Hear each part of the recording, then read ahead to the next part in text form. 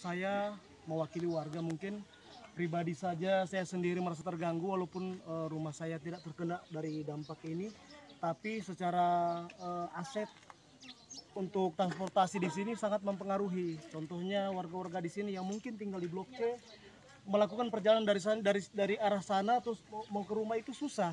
Coba kita lihat posisinya. Sangat sulit kalau kendaraan roda 4 lewat di daerah sini.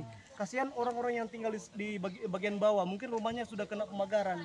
Yang rumah yang di sini juga, kalau seandainya sini sudah ada pagar, kita kan tidak tutup kemungkinan ada rumah yang punya kendaraan roda 4. Kalau roda 2 mungkin sesuai dengan yang dibicarakan mungkin bisa dibuka jalan cuma kecil. Tapi kalau roda 4 kasihan nanti. Intinya kita di sini warga masing-masing itu mempunyai hak dan kewajiban yang sama. Kewajiban kita membayar tiap bulan. Sementara sudah menandatangani akad lalu bahwa masing-masing sudah secara fix dari perbankan itu kan sudah mengiyakan, bagian legal itu sudah mengiyakan bahwa rumah ini aman. Ternyata seperti yang kita lihat sendiri, saat ini sudah ada pemagaran. Berarti kan tidak ada keamanan di area sini. Bukan dalam segi untuk keamanan fisik, tapi keamanan mengenai hak dari tanah yang sudah ada di sini. Seperti itu. Jadi harapan kami dari warga yaitu ada kebaikan.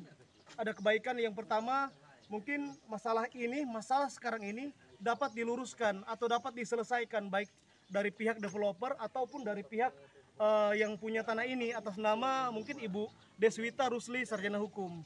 Seperti itu. Saya Sri Janto Madani.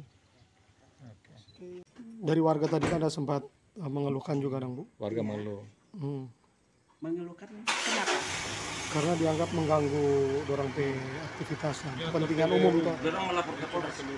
Iya. Iya, kalau mengganggu justru ibu dong yang dirugikan. Iya toh, karena tanah ibu dia dia harus komplain ke developer dan komplain ke ibu. Justru dia harus membantu ibu dalam hal ini. Betul enggak, Pak? Ya.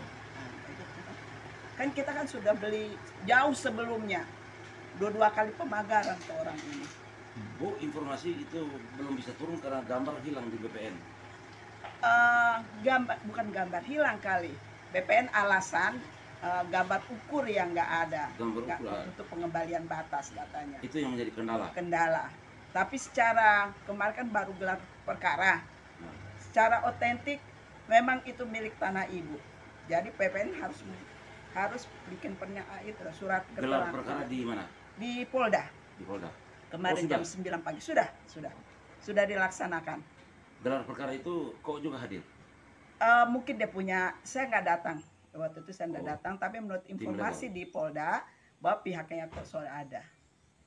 Nah, jadi aku rasa dia so tahu karena situ tertulis betul apa yang saya gugat ya, saya laporkan pemalsuan itu ada sertifikatnya. Ada surat ukur dari desa. Surat ukur desa kan cuma 19.000, tapi di sertifikat dibikin 21.000. Otomatis kan jelas dan nyata itu ada kelebihan. Iya toh? Ada informasi Polda mau sidang lokasi atau? Pasti akan laksanakan. Di situ pasti BPN mau. BPN harus laksanakan, Dang. Ya kok mau cari pembuktian. Iya toh? Betul toh? Dari perumahan Citra Regensi sebagai pengembang, kami memfasilitasi warga yang merasa keberatan untuk membuat laporan juga, karena itu biar bagaimanapun sudah jadi hak milik mereka pribadi walaupun dalam proses kredit di bank. Jadi kami memfasilitasi dengan membuat laporan ke kepolisian. Nanti difasilitasi oleh pengacara dari perusahaan, kira-kira seperti itu.